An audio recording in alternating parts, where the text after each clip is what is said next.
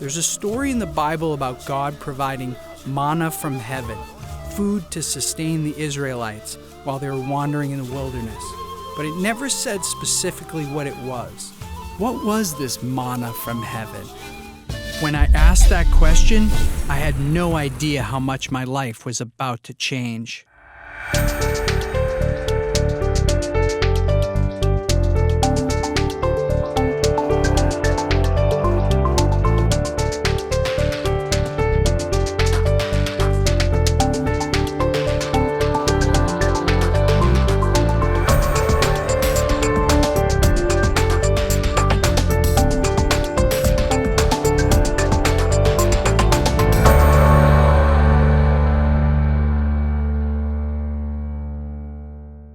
The first miracle that Jesus was reported to have done was turning water into wine at a wedding.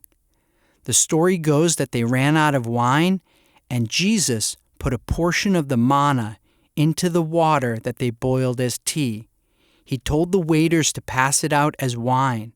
So I call up Deepak, and I said, Deepak, I got to talk to you. I just found some stuff in the Bible that's not making any sense. I think I found some psychedelics in there. I think there's meditation. Like, what do you think? And he's quiet on the phone.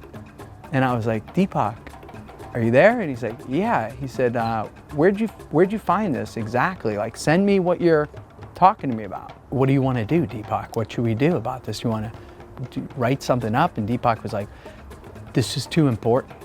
He's like, why don't we have a conversation about this? Could part of the religious experience have to do with plant sacraments? In Deepak's tradition, the mystery plant soma was used to bring people to communion with God. Could have been that the hymns of the Rig Veda were actually sung to this plant which had no seeds, that had no flowers, that was really mushrooms. There's a scene in the movie Noah, starring Russell Crowe, where he has a dream that he's underwater with animals floating past. He wakes up knowing that God wants him to do something, but he doesn't know what. He goes and sits with the wise man in the cave, played by Anthony Hopkins, who gives him some psychedelic tea.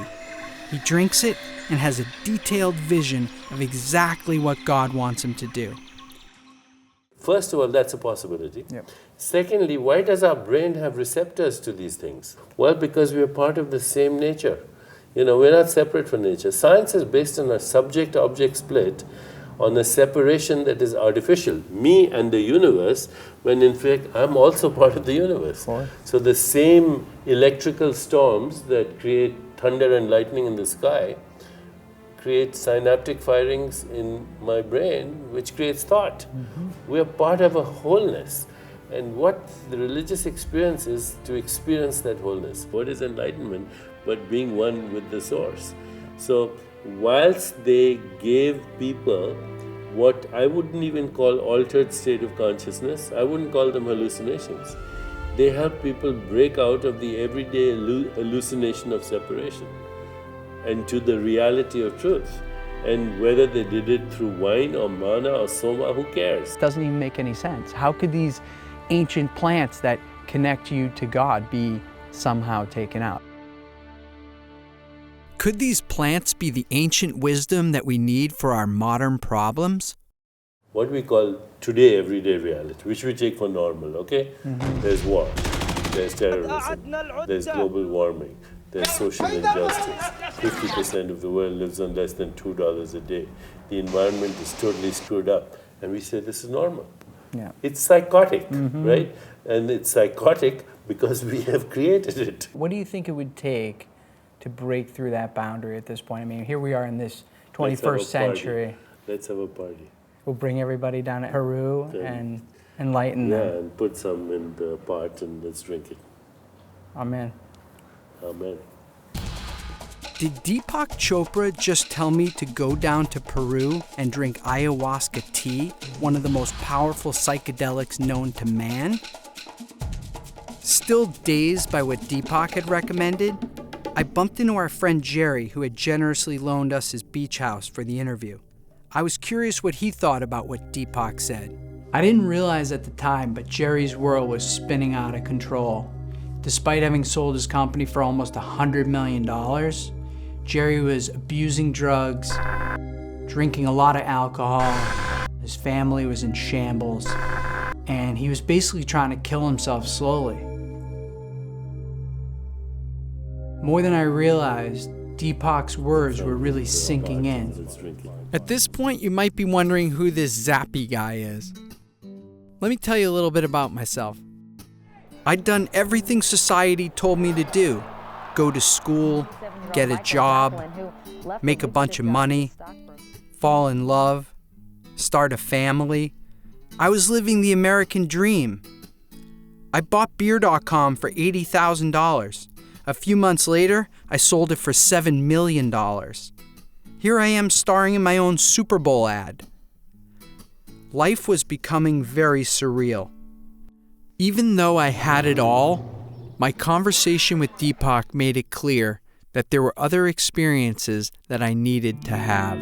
The value that I place on the experience is more important to me. So I always felt like I'd rather have a passport full of stamps than a house of a certain type. It occurred to me that, like most people, I'd been searching for happiness outside of myself, and I was having the realization that I might never be truly happy unless I went inside my own mind to look for some answers. Albert Einstein famously said, "You can't fix a problem with the same consciousness or thinking that got you into the situation." What this meant to me was that if I wanted to solve a problem in my life, or if we as a society wanted to solve some of the big problems we have, like violence, eco-destruction, addiction, depression, we needed to change our collective consciousness.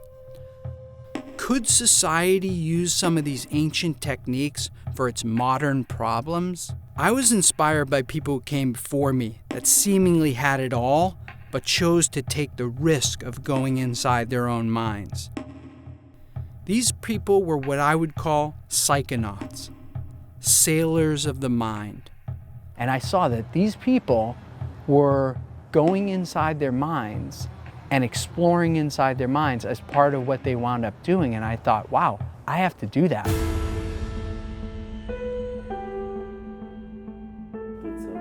Put some in the pot and drink it. I figured before I got too extreme and sat with a shaman, I should go out and talk to some of Deepak's friends about our so-called reality. If you only identify with the realm of three dimensions, if you only identify with the realm of the body, if you only identify with the mortal circumstance and the mortal experience, then to that extent you are at the effect of those circumstances. Faith is standing on the conviction, standing on the knowledge and the conviction. There's something way bigger going on here. What we see is only a small portion of the total reality. See, we have three states: waking, dreaming, and sleeping. But beyond that, there is a state where it's neither of these three, but there is a restful alertness that dawns deep within.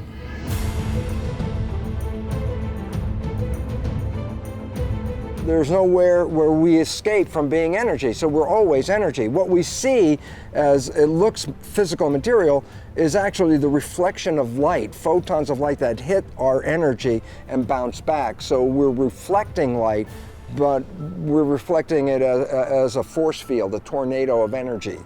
If we can stand within the unreal world, the ultimate unreal, that appears real, that seems limited by the laws of time and space, and yet have faith in the realm beyond, that literally invokes that realm into being.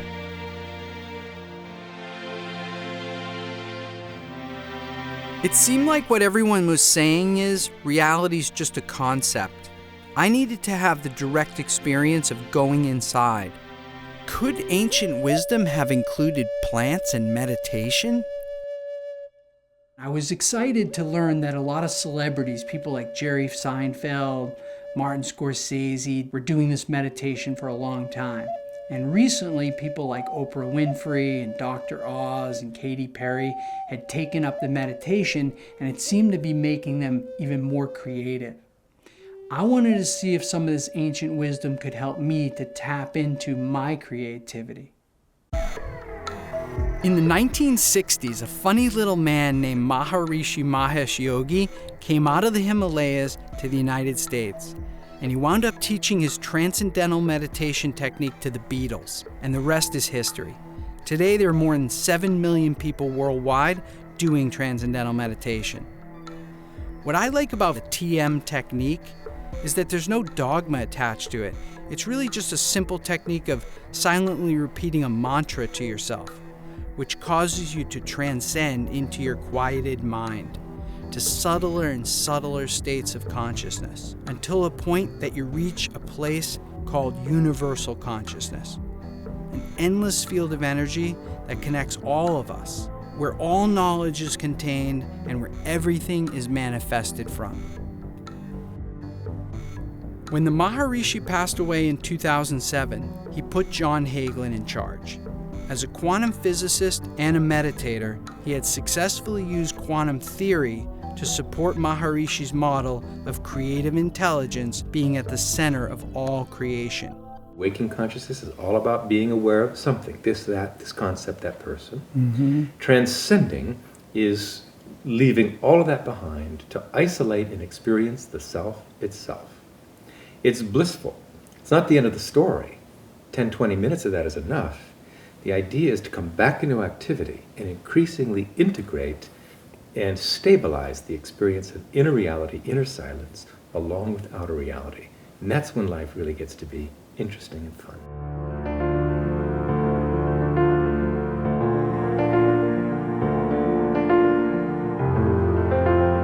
The mind has two aspects to it. It's the brain, this which is very concrete, you can measure it, you can touch it, but it's interacting with this field of consciousness. And what they come together is our individual self, our individual personality. And that's what most people think they are. I'm 5'11", I have this education, I'm this part in society, I have this amount of money. But it's not fundamentally who you are.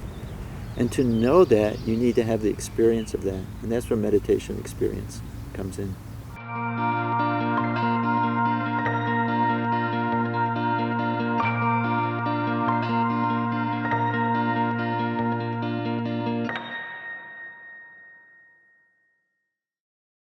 It was found that square root of 1% in some cities here and there, and it does create positivity in the atmosphere, in the tendencies of the people. What excited me about this was that if we wanted to change global consciousness, we only needed a critical mass of people tapped in. When I found in the Bible verses that said, "Be still and know that I'm God, the kingdom of heaven is within," that's what the meditators are saying. It's so obvious, it's right there. The Bible is saying, meditate.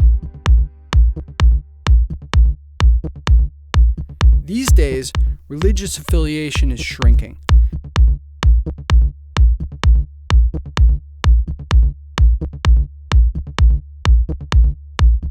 I needed to go speak to some of the religious leaders and top scholars of our time about whether meditation was once part of religion. When it comes to religious leaders, there's no one more high profile than Joel Osteen. I wanted to ask Joel what he thought the manna from heaven was. I've always thought that it was like bread, like a mushroom or something. That's what I heard. That's what I heard. Yeah. I'd like it if it was mushroom. It could sustain them and... Wow, I did not expect that. Bible descriptions from Moses and Jesus sound more like mushrooms than bread. In fact, every other miracle that Jesus is reported to have done was after they drank the mushroom tea. St. Mark's Basilica in Venice, Italy. Here's all the disciples, here's Jesus, and giant mushrooms behind him. Oh, very cool, yeah. So, got Jesus over here with these giant mushrooms behind him, painted. Jesus with the giant mushrooms behind him.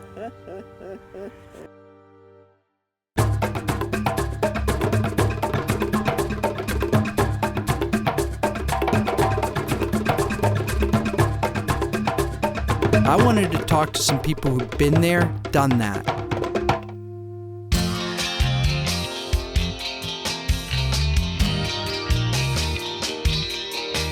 I've probably had as much psychedelics as anyone alive. When you fall away for a minute, something happens. That's actually the beginning. And now you have to relearn the world just like you were a baby.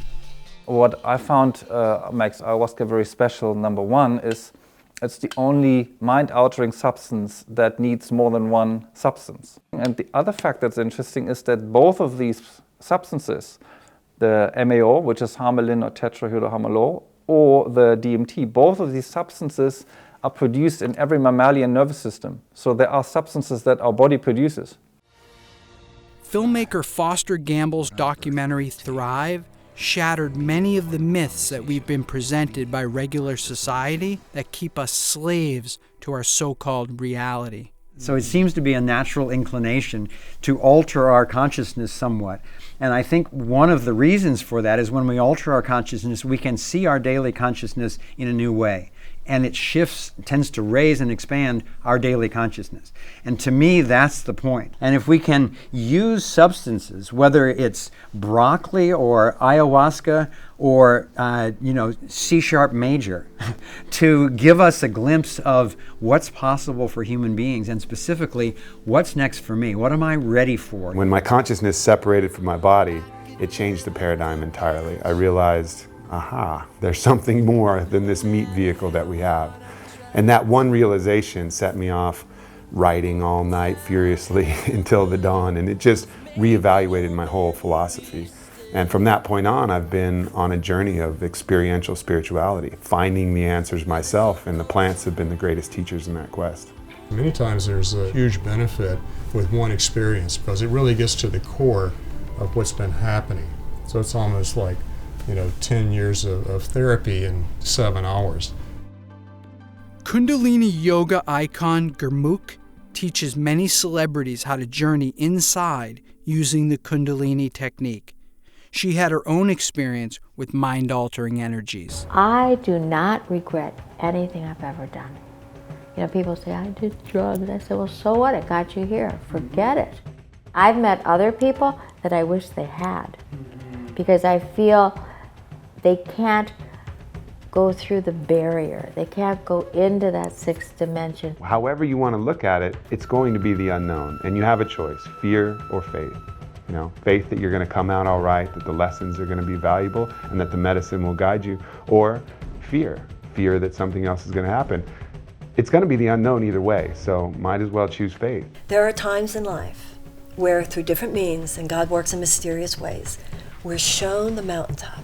It's like through grace. It's like the hand of God lifts us up and just shows us the mountain. I owe a definite debt of gratitude to my experience with various substances. I can't endorse it unless you're at a certain space, in a certain environment, with certain true healers, because it can run havoc, just like LSD did. They are powerful, transformational tools and have to be respected.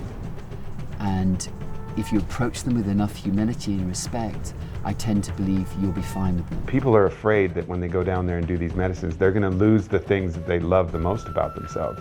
And that's just this common fear. You get someone who loves their career, and like, what if I go down and tells me I want to be a yoga instructor? I'm like, it's not going to do that, man. And if it does, you're going to be even happier about the fact that it did. There's an opportunity to use psychotropic drugs, which will open up that mind and show you, my God, who you really are. I'm fascinated by it. I'm interested in it. I believe it will have real utility somewhere.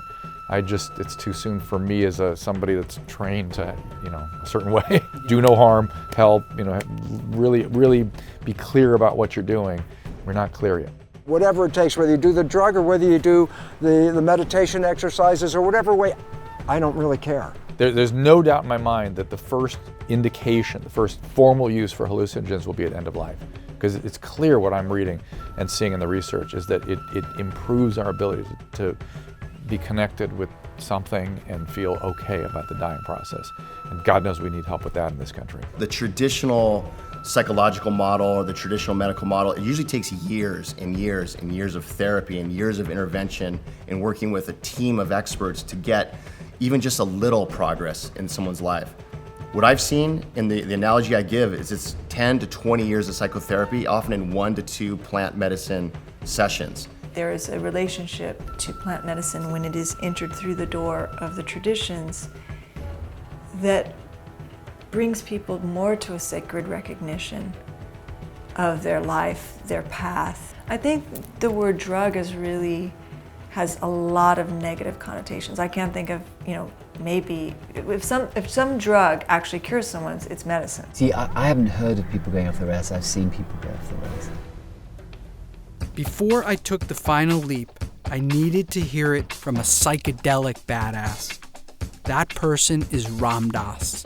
His real name was Richard Alpert, born to an affluent New England family. He attended Harvard and after graduation began as a researcher at the university. It was the 1960s and LSD had just been discovered. The government was studying its effect on individuals and enemy combatants. While a researcher at Harvard, Alpert and Professor Timothy Leary started to run experiments on students with psilocybin mushrooms and LSD, both of which were legal at the time. The results were nothing short of miraculous. Users were reporting that they were having life-changing experiences, including a study that showed that 60% of alcoholics that were given 1 dose of psilocybin mushrooms in the right set and setting were never alcoholics again.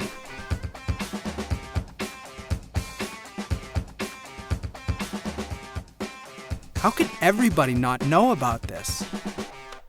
Discouraged with the West, he headed to India. His guru named him Ram Dass, and when he came back to the United States and published his book, Be Here Now, he was followed around by massive groups of young people. If anybody has the right intent to want to go to their own spiritual insides, the psychedelics are wonderful for them. Wonderful. Would you recommend that somebody Yes. looking? Yes. So seekers should go find a shaman. Sure. And go down and. Sure. That was it. I was going to gather up a group of friends who wanted to take the risk and go as deep into our minds as humanly possible.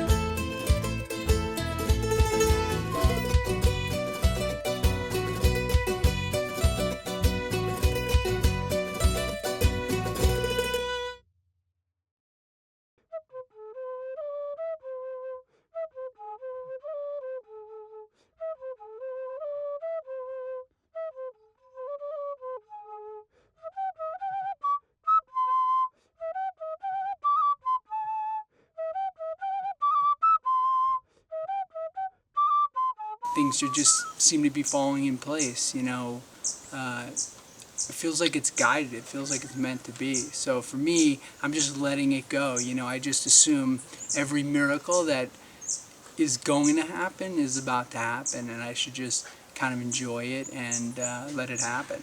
I have chosen to work with the Mesa, which is medicine bundle, meditations, rituals, counseling, and working with ancestral medicines such as Huachuma or San Pedro, which are ancestral medicines that have been used for over 5,000 years in the Andes of Peru by pre-Incan cultures who were masters of accessing dimensions of consciousness that are so deep that we often don't access.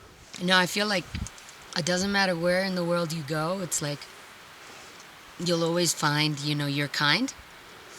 And when it comes to spirituality, I respect anything that, or anyone who kind of walks respecting the planet, loving nature, and opening their heart to, the universe and love itself. As long as that's the main priority behind your religion or your, ceremonial spiritual belief, then, I'm down with you. I've got a few intents. Some are very personal, which I'm going to try and bring back to my family and loved ones. And try and take some of that knowledge or the glimpse of the other dimensions that are out there, which I've been trying to do kind of in artificial ways. I mean, sometimes with my own artwork and my creativity, but in other ways with less natural things. And sometimes that's an anesthetic for pain or just your day-to-day life that gets you down.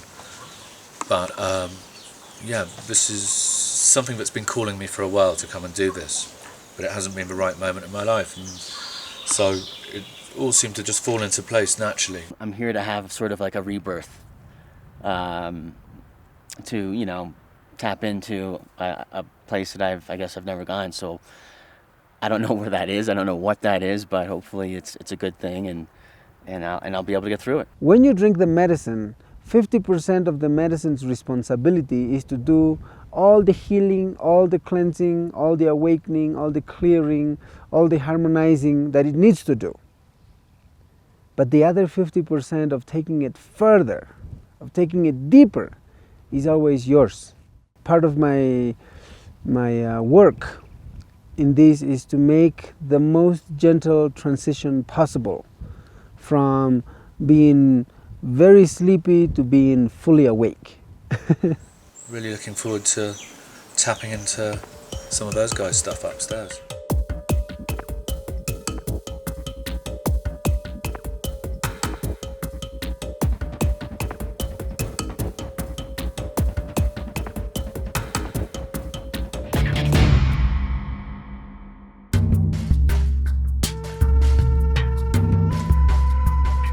The San Pedro trip was gnarly. It was really insane because Freddie Puma, the shaman that introduced us to the catalyst to a spiritual journey, which was the San Pedro, the drink. He so in tune, that guy. And I recall, being at the top of the mountain, at this plateau where we all, we're just so tired from this massive, high altitude trek, and we're finally, getting some air, and you're looking off at these amazing clouds that are flying right at you, and you're at the precipice of this mountaintop, and you see hundreds of feet below you, and I got this enormous sorrow that I was just overwhelmed with. And the sorrow that consumed me was something that I've been carrying for many years, kind of like a little rebellious anger, like, why am I here? Like, Dad, like I didn't knock on your balls, to come out into this, universe kind of anger that I've been holding since I was a teenager, you know what I mean? Why stay in the chaos? Why suffer? Why struggle? When you can liberate all of that and be of higher service while being gentle on yourself. I know that you need your ups and downs so that you can be human and enjoy life and transition, because it's part of the beauty of existence is to be sad and enjoy happiness. You need to know both sides. But this overwhelming sadness wasn't mine. It didn't belong to me. Ever since I was a little kid, it didn't belong to me. It's not mine. I'm a passenger, like Iggy Pop says, you know what I mean? I'm here to ride this, and in a respectful way, respect everything that I come across, and, walk my path with love, and, say goodbye after my journey's done. And he came out, and I felt this warm energy behind me, and there he was, while I was on the rock, overlooking the clouds that are flying towards me. I was crying, And he touched my shoulder and he said, "It's not yours, let it go.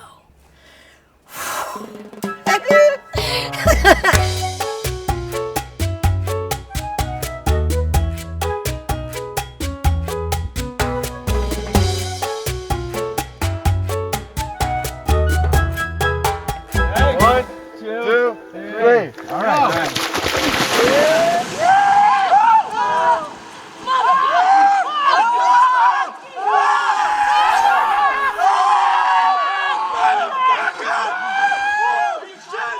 If my trip ended today, I've had, 20 years of heavy pain lifted off of my shoulders, and I'd be a happy camper without doing the ayahuasca. So, I'm feeling really, really, really, really light on my feet, happy, appreciative, and receptive. Very feminine, I'm such a tomboy. It's kind of about time I step into my femininity. My full intent coming down here, my macro intent was to try to share with everybody in the world, for that matter, the fact that there's different ways to see reality, and that we sort of in this moment of chaos need to take a step back, everybody, and just try to see things a little differently. The only way that you're supposed to fulfill your role is by being yourself. That is the heightened you.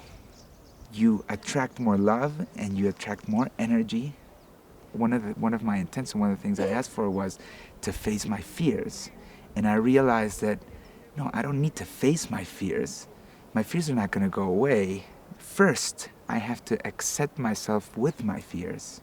Each person have a pattern, and that pattern is 50% woven by the person and 50% by the divine. Ayahuasca is capable of changing that whole pattern.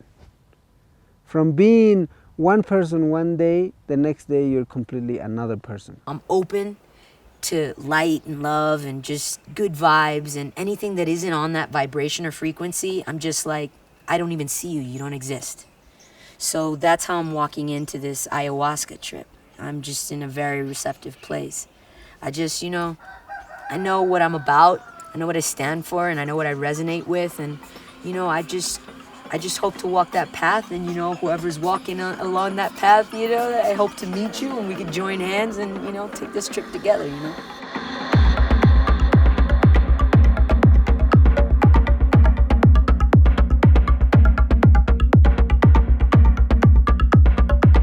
Happened for me in my ayahuasca experience when I was sitting there and I realized that I had just died. As I was looking at death and experiencing death, I saw how dynamic it was and how much was going on. And I realized that I never needed to fear death again. It was totally liberating.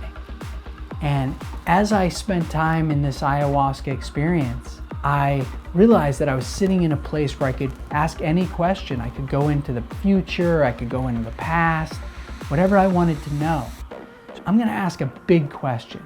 So I decided to ask, why do bad things happen? And immediately upon asking that, I was ripped out into the edge of space, back to where when you're a kid, you go, yeah, but what's past space? And people go, oh, more space. And what's past that? More space.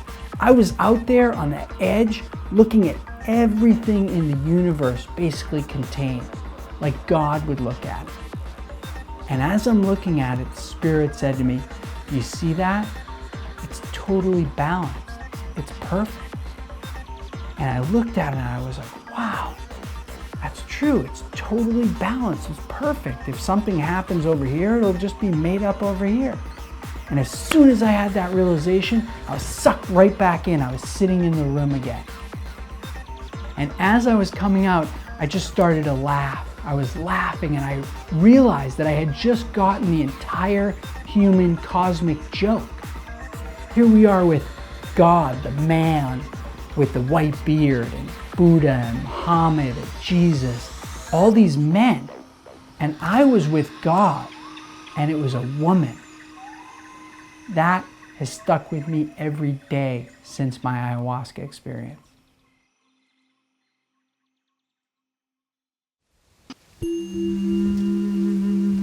Well,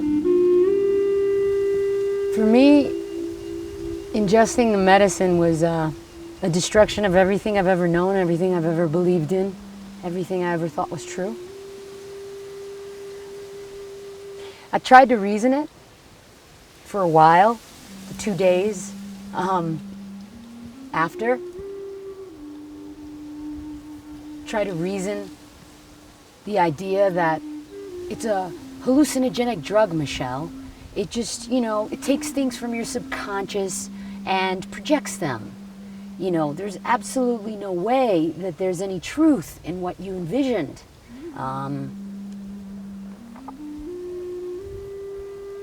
That it's just a trip. You read tons of books on alchemy, you have tons of, information about symbolism and religion deep embedded into your brain since you're a little kid. But I know in my heart of hearts, it's not true. And that everything that I have ever known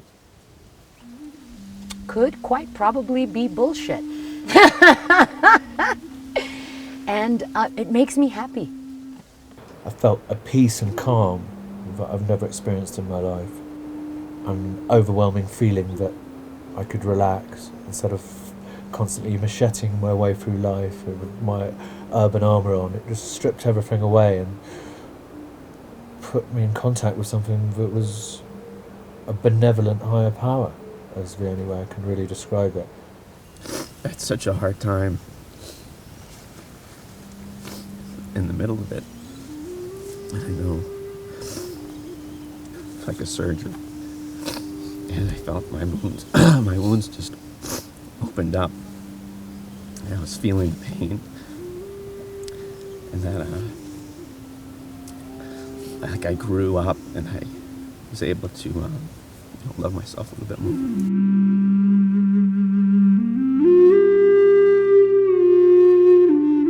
Once I got through that hard part, or the part that I needed to get out, it was just definitely the best life-changing experience that I've ever been through. When people access these medicines, they need to access with full love, with full willpower. Otherwise, they need to find other ways. People will transcend anyways. Now is the time. And these medicines are major assistants, major helpers, major masters, assisting this process of transition for humanity from one level of consciousness to a higher level of consciousness. I've lost a lot of anger, a lot of hatred, and a lot of, you know what, if you're an asshole, be an asshole. It's your fate. You know what I mean? Like, I'm easy now.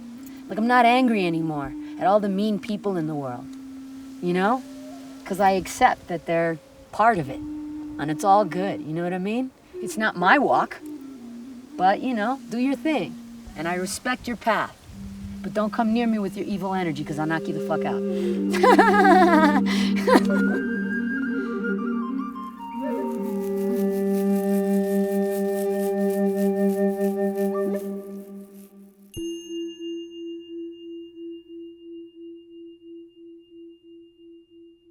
It all comes down to intent for me. If your intent is right, it's going to work, it's going to be better than you thought, and you're going to have a lot less chaos. It seemed to me that nature recognizes that people are highly stressed and that people need healing medicines for the problems of addiction and depression.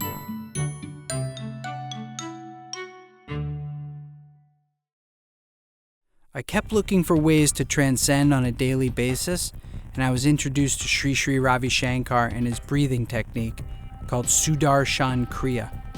The technique is being done by millions of people, including prisoners and inner-city youth who've been trained by Sri to use the technique to overcome their physical environment and give themselves internal strength. Sri's logic goes that when we're born, we draw in our first breath, and when we die, we let out our final breath. But most people think nothing of it in between, when in fact, breathing may be our most valuable capability. Breath is an important tool, you know. For every emotion, there is a particular rhythm in the breath. And if we attend to the breath by manipulating your own breath, you can slip into the altered state of consciousness at will.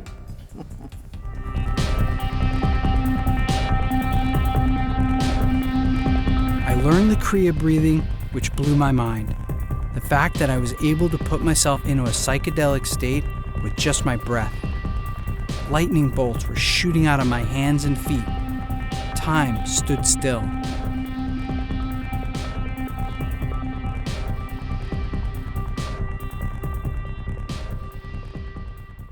I continued to get together with my friends to talk about our experience and how we were integrating our psychonaut training into our lives. There's a whole group of scientists, very few, but enough, who are saying maybe brain doesn't produce consciousness, maybe brain filters consciousness. You're saying we're transmitters? You're transmitters. Cool. And what you're transmitters of is that infinite potential that you spoke of, that field of possibilities. And so when you start to break down the boundaries, then all that's left is the infinite. So the boundaries are like your prejudices, things They're all that you know that you've concepts, accumulated throughout life that you've either repel or are attracted to? Yeah, every boundary is a conceptual boundary in consciousness. This is an Earth rover. This gives me an opportunity to come to this planet, step into this suit, have these life experiences, be creative, and marvel at this planet that we come to. And it's so funny because A, I started this whole thing not spiritual. B, once I saw the nature of the cell membrane, the self-receptors, I said, oh my God, instantaneously I had to recognize if you buy the science, then it's not is there or is there not, there's a spirit. So it really helped me to bring my scientific mind and my kind of spiritual experience together and realize they're not different at all. We're just discovering through all these pathways how all of that is one. After I started to really journey with the plants was when things sort of changed. When that older boyfriend of mine, I was like 24 at the time, and he told me I was an idiot. And he said, you're very passionate, but you have nothing to back up how you feel about the world. You don't read, you don't have, you read one book and you can get 20 years worth of research in one book. And he kind of like opened up my mind to do research and to fill my mind. Now, when I see the world, I do a psychedelic, I think metaphorically, I think on so many different layers, and of course I enjoy the moment too. I can chase sensations like any of them. I love to feel good and have fun and interact with people, but information is so beautiful. And if we could just tap into the reservoirs or fountains of the people before us, you never know where it could take you. When I lost Paul, I was like, I went through about a year of just being like an animal. Like, what could I do physically to just get my mind off of existentialism, get my mind off of how transient life is and how we just come here and could disappear at any moment. How could I get my mind off of that? So I was just summer, crazy, nuts, berserko. Like I did everything I could possibly do to hide from myself. And I'll tell you that my ayahuasca trip made me sad that he left me here. It wasn't a sadness that he's gone. It was more like a jealousy that he's there first. That's fucked up, but yeah. I think it was affirmed to me in the ayahuasca experience and some other trips I've had in my life, where what was happening is when I took the medicine or I meditated and I went inside, that basically I was taking filters off is what was happening. So all this bullshit. Reticular activation system. It's like doors of perception. When he popped it, Yeah. he felt like that filtration mechanism that we create by the age of 7 was just lifted off. You know how like you receive so much information in your visual cortex, but your brain only accepts a certain amount so that you're not overwhelmed? Right. That's your reticular activation system deciding according to your wants, likes, and fight or flight, deciding what information you're gonna take in. Each time I got together with my fellow psychonauts, we felt stronger and stronger about the need to get the information out so we could help others to access some of these ancient techniques that had been so profound in our lives. We should just, the Street Reality Society should set up a place in like Costa Rica, put Like a a dome, haven for like a people haven who of- think the same way. Put them all around the world, I like and that. the consciousness of it is like. I'm in. I'm in. All right. Everything's rolling along. Things are falling into place. And, like everything in life, you want validation. You want to know that it's having some kind of an effect beyond just, hey, I'm having a good time, I'm learning a lot, I'm having all these cool experiences, but, is something really happening? And I was looking for some kind of sign that, it was making a difference, because I couldn't see what the difference was, and other than my own friends and people around me. So I was kind of thinking, God, give me a sign here that, this is making a difference, that there's something to it. And then the phone call came from Jerry, who I hadn't seen since we shot with Deepak in his apartment years earlier. Unbeknownst to me, Jerry had taken Deepak's advice as well, and he went down to Costa Rica to do a plant medicine called iboga that comes from an African root. It's the strongest psychedelic known to man, and Jerry was taking it to see if he could break his addiction. The full moon came to Jerry and asked him if he wanted to see why he was so messed up.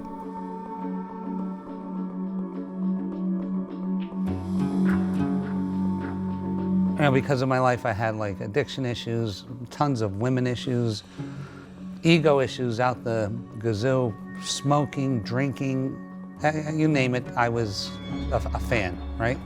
So I said, what's wrong with me? And so what happened then is that my body went to a house that I hadn't seen in 48 years. It was my grandfather's house in Scranton, Pennsylvania. And at the front of the house, like 3-year-old me is going like this to me. He's like waving me in. And I'm looking at the floor, and there was, as a kid, I knocked over cranberry juice or grape juice, and it hit the wall. And that stain was on the wall. This is how perfect detail. And then next thing you know, the kid opened the door and like went like this to me, like, go look at it. And my grandfather was sexually molesting me, and I was 3. The moon told Jerry to go see his dead grandfather and have him explain why he'd done it and give him an apology. Jerry went to see his grandfather, who denied it ever happened and sent him away. She told him to get his father to help him to get an apology from his grandfather. And he said that he was sorry, and I told him I forgave him. And even though he wouldn't do anything for me. And then the guy, the shaman, goes, hey, go to the moon. So I went to the moon, back to the moon, and I said, Mrs. Moon, what can you do for me? And she said, open your chest. And I went like this, and my heart was in there. And the moon took my heart out and washed it. And I said, what? The shaman's saying, what is she doing? I said, she's washing it like this, like, because she has hands, right? Crazy, but truth. She's washing it. And I said, what should I do with it, to the shaman? He said, have her put it in your left hand. I said, Mrs. Moon, would you put it in my left hand? And she put it in my left hand. And he goes, I said, what do you want me to do with it? He goes, put it in your chest. And I went to put it in my chest, and it got here, and it was black again. So it only stayed pink for like, 5 seconds. And I said, I'm not putting this thing in me because it's shit. It's terrible. And he said, ask her for a new one. So I said, Mrs. Moon, could I please have a new heart? And she said, yeah. And then she gave me this new heart. And then I said, what do you want me to do with it? She said, put it in your left hand, put it in your chest. And then the next day, I was a different guy. He hasn't touched drugs since, and he's able to have a drink socially without needing to get drunk. He's reunited with his family, and for the first time, he's in a real relationship. The first time I was invited to do plant medicine, I thought the person was crazy. I was like, you're gonna take a drug to get spiritual? I don't think so. And I wanted nothing to do with it, and it freaked me out. You know, my mom's a meth addict, and I was a meditator.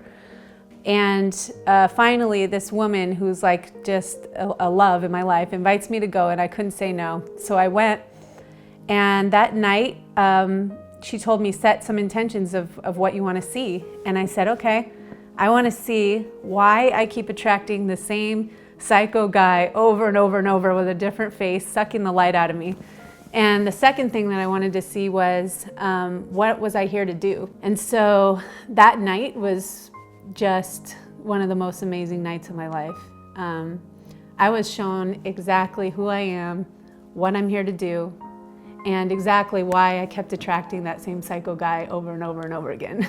It's just amazing because Jerry and I wake up every day and we're just like, wow, is this our life? Like, we just feel so blessed to be in love with our best friend and to be doing what we love. Immediately when I came back and my kids saw me, they knew I was a different guy and they knew something changed. As soon as he walked through the door, I can like visibly see a difference, let alone when I was actually talking with him. I was like shocked, you know? I was like, well, I gotta give this thing a whirl. If it could turn him around 180, what could it do to me? The first time I saw Gerard after he did plant medicine, he didn't even have to speak or say one word to me. I could tell as I walked up to him, about 15 feet away, I knew he was a changed person. The chances of someone coming out of that severe of a lifestyle case is very rare. I didn't want to drink anymore. I was smoking 2 packs of cigarettes a day, went from that to nothing immediately. I can't even think about doing drugs. Like I wouldn't even have the thought to go do some drugs. He's like Zappy. Not only did I take plant medicine and break my addiction in one session, but I've actually opened up a center for people to come and expand their consciousness, heal themselves, break addiction, and it exists. And I was like, oh my God, it manifested from that conversation with Deepak that day where he said, stir it up in the pot and drink it.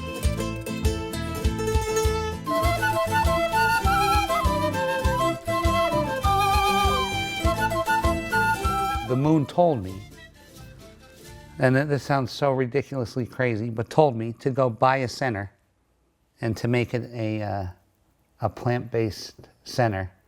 Told me what building to buy, told me what to pay for it, told me how to treat my girlfriend, told me how to treat my children, told me that everything would be okay. His place is called Rythmia. And where is it? Set up a place in like Costa Rica. This was the miracle I needed. This place had manifested out of that single conversation and the desire to help people break the wiring. The first ever clinic where people can go to expand their consciousness and heal themselves. While you're at Rythmia, you can receive counseling and spiritual development, including a program developed specifically for Rythmia by Reverend Michael Beckwith called The Answer is You. It's a consciousness expanding program that allows people to, 1, take 100% responsibility for their own life, come out of the shame and blame game, blaming others. 2, it moves you through a period of forgiving yourself and forgiving all others so as you can be clean inside. 3, you begin to embrace the vibration of intentionality, having an intention or a direction of how you want your life to be. You have to choose this. If we don't choose it, then the undertow of the human society is choosing for you. Going to a place like, what's being created at Rythmia is a place where you can literally just come back to life's rhythm. The miracle that you're going to get is that you're going to get the real truth. And the truth is that that we are all of us, connected from the same thing. And that love is the thing that holds us all together. And when you get to that truth, that's the whole thing that you've been running from your whole life, is that one truth. And then you come and you come to a place like this and you get to see that that's the truth. Then there's the miracle. And then you can walk away and go, you know what? You know, I lost everything this weekend or this week, but I gained my life. And what more could you ask for in a vacation?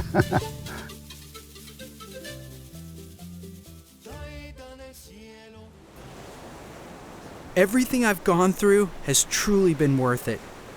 Because even before this movie's finished, it's already changed the world. Because this place exists.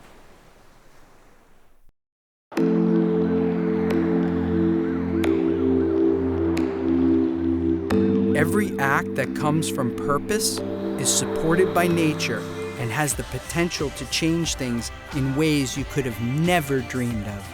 How do I channel all of this connection into being an efficient human being in society, into giving back? Because for me, love is everything. But you have to almost have a way to re-enter the ayahuasca experience almost on a daily basis to stay tapped into it. And that has to be through meditation and through something that will deliver you back there, if only for a moment.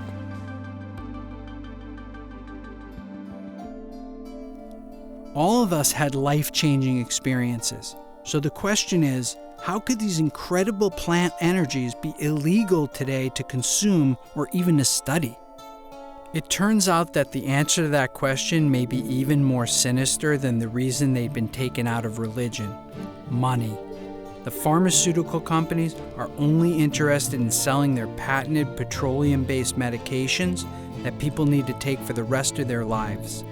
These drugs do not cure, but only mask the symptoms and have significant negative side effects. Here I am, living my entire life sustained by plants. I'm eating vegetarian, and my day job is bringing out a plant-based formula to help people with addiction. I owe everything to these ancient tools.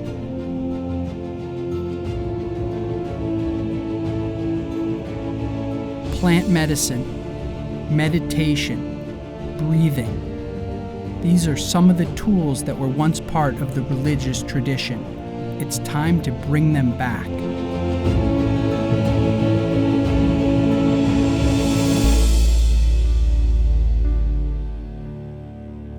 We started the True Reality Society to create a peace army to counteract mass violence in the world and to bring together people who believe in the importance of going inside their minds.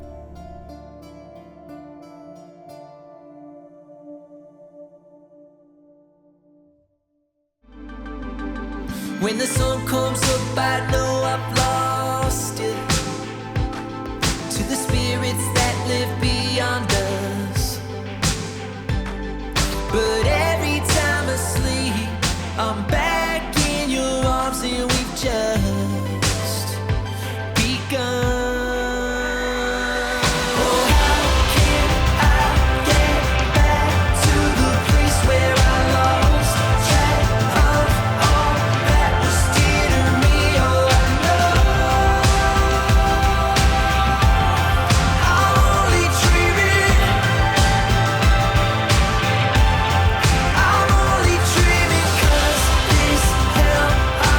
Living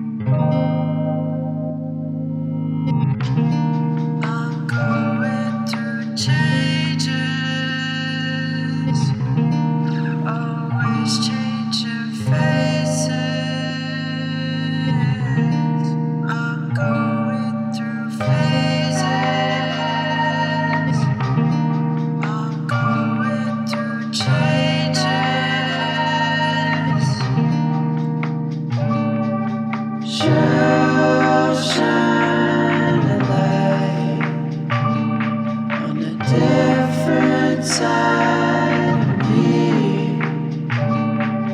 Shall shine a light, shall show me what I need. I'm going through changes,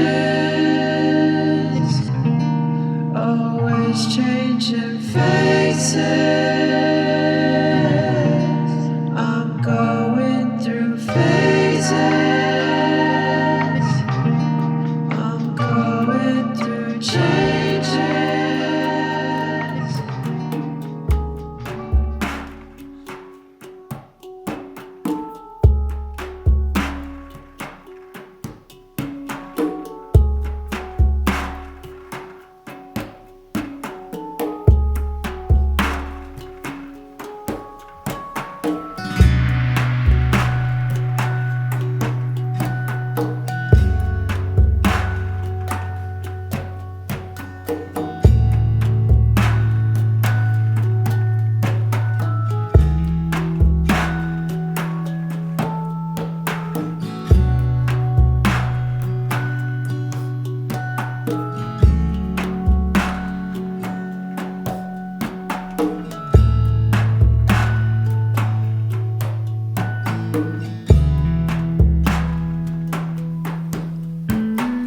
Om Shri Mahalakshmi Namaha.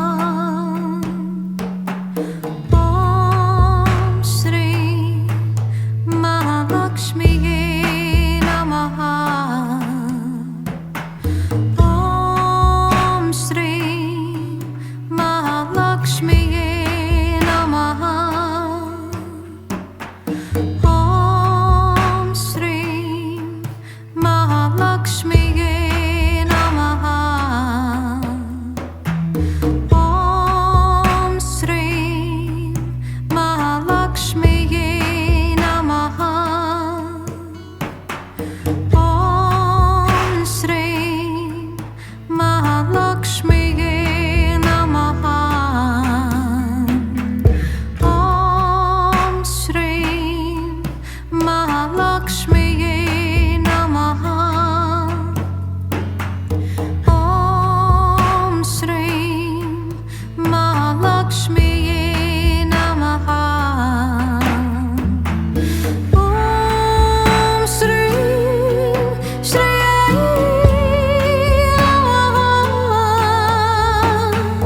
Om Shri Shri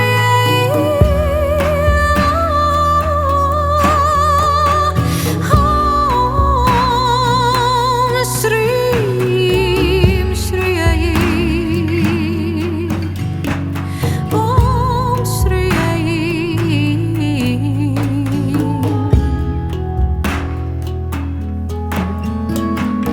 Om Shri Mahalakshmi Namaha.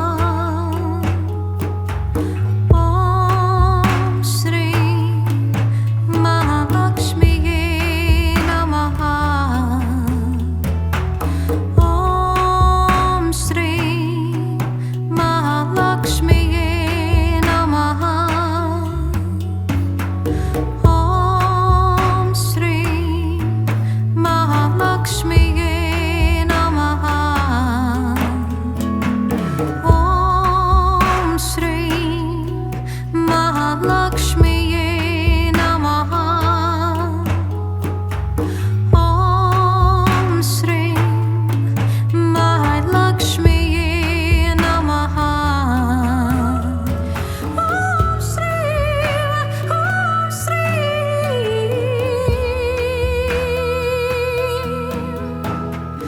Om Shri Mahalakshmi Namaha. Om Shri Mahalakshmi Namaha.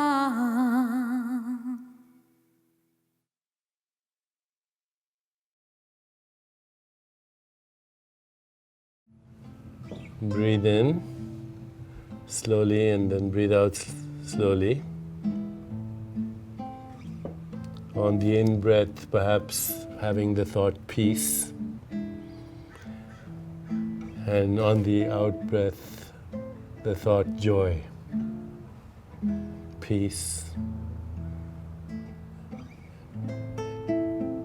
On the in-breath and joy on the out-breath.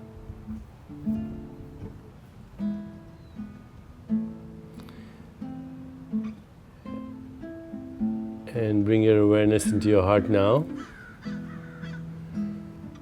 And remember a great experience of love.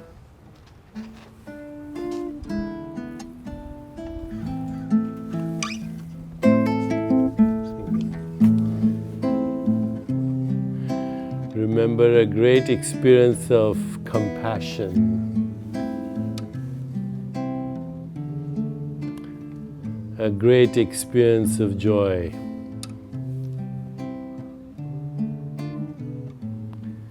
A great experience of equanimity, the peace that passes understanding. And now bring your awareness back into your whole body and allow the boundaries of your body to slowly dissolve and merge with your surroundings. Recognize that every boundary is conceptual. There's no boundary. There are no national boundaries, there are no tribal boundaries, no ethnic boundaries, no racial boundaries, no religious boundaries. They're all imagination. And they have limited our potential. We are the stars, and we are the sky, and we are the moon, and we are the galaxies. We are the cosmic horizon, we are the Big Bang, we are the laws of nature, we are Planck scale space-time geometry where everything dissolves into all possibilities, where Platonic values like truth, goodness, beauty, harmony, evolution are embedded as the essential raw material of the universe, where there is mathematical truth but also musical truth, where there is the poetry of the universe and the dance of the universe, and we are that dance. The Sufi poet Rumi says, "Look at these worlds spinning out of nothingness, this is within your power." We come spinning out of nothingness, scattering stars like dust. Out beyond all ideas of right doing and wrong doing, there's a field. I'll meet you there. So remember the field that you went to. It was beyond right doing and wrong doing. It was the field from where we come and which we long for. I'll let Roberto finish his Peruvian shamanic song.